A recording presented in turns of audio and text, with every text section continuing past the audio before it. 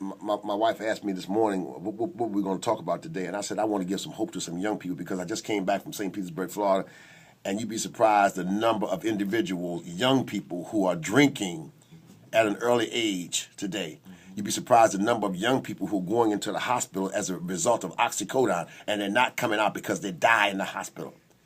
You'd be surprised the number of teenagers today who are going to school, getting high on their way to school, getting high in school, getting high coming from school. Can you give some hope to some young people?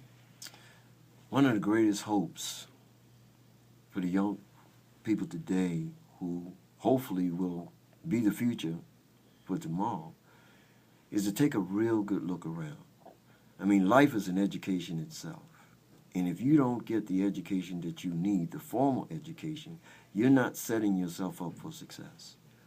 And that's the reality. You should learn from individual people such as Dr. Jordan, myself, and so many other people who've already gone down those paths that you're traveling now. You don't want to hit the brick wall. You don't want to go on the other side of the wall. Understand this clear. You don't become a man because you go on the other side of the wall. What a fallacy did I hear today. You don't become a man until you go to prison. I don't know who told you that. But if you really don't want to be hoodwinked or bamboozled in any kind of aspect, don't believe the hype.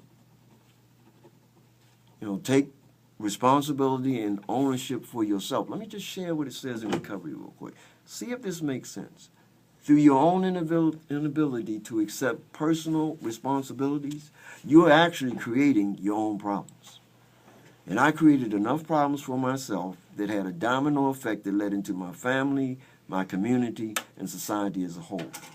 Obviously, you hear today that we do recover, and I'm not living that way anymore today. You're either going to wind up being a part of the problem or a part of the solution. My prayer and my greatest hope is that you become a part of the solution by not allowing the problem to overrun you.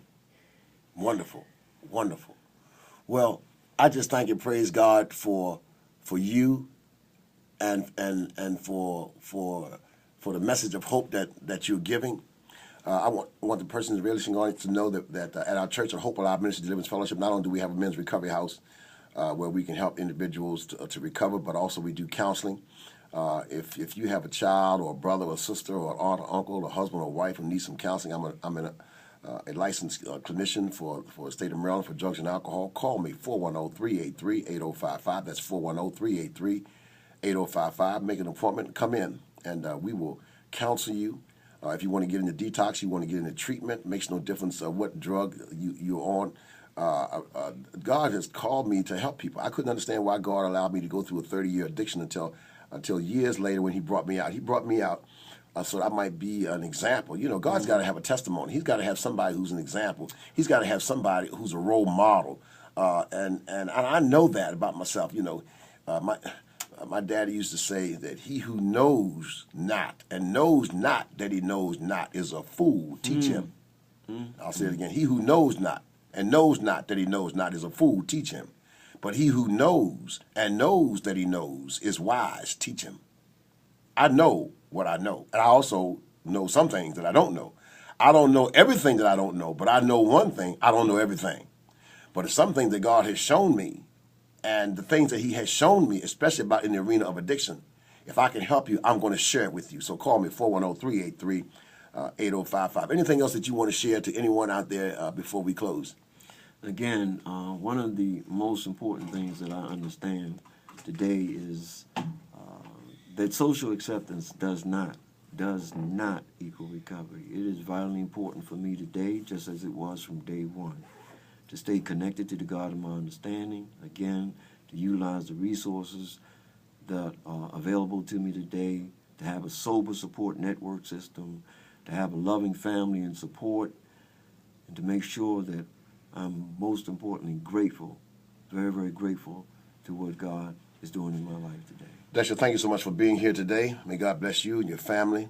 I'm Dr. Basha Jordan, Jr., the pastor of Hope Alive Ministry and also the founder of Hope Alive Ministry. We're having Good Friday service at our church at 7 p.m., so come out to our service, 7 p.m., Good Friday at 2308 North Fulton Avenue. That's Hope Alive Ministry Deliverance Fellowship right here in the fair city of Baltimore. If you want more information about our ministry, go to our website, which is Hope Alive Ministry, ministry.org. That's Hope Alive Ministry.org. I'm Dr. Basha Jordan, Jr., pastor and founder of Hope Alive Ministry. And remember, no matter what's going on with you today, there is hope for you. I'm Dr. Jordan. Good morning. Great individual. Thank you, sir. Thank you, brother. God bless you. Yeah, man. Always a pleasure. Pleasure having you.